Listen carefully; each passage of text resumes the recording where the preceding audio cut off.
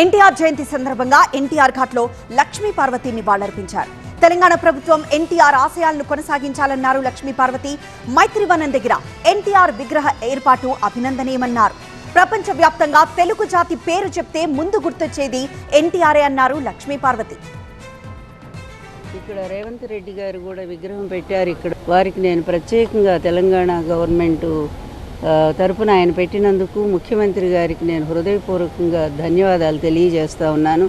Party లేదని కాదు కానీ తెలుగు నేల, తెలుగువాడు, తెలుగు పౌరుషం, తెలుగు గౌరవం, తెలుగు జాతి అనగానే ఫస్ట్ గుర్తొచ్చే పేరు ఎన్టీఆర్ గారే.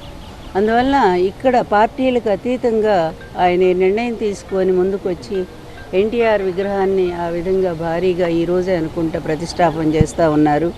వారికి మరొక్కసారి నా కృతజ్ఞతలు, ధన్యవాదాలు తెలియజేస్తూ వారి ఆశయాల బాటలో మీరైనా సరే నడిచి తెలంగాణ ప్రజలకు న్యాయం చేయమని చెప్పి రేవంత్ రెడ్డి గారిని నేను విజ్ఞప్తి చేస్తున్నాను.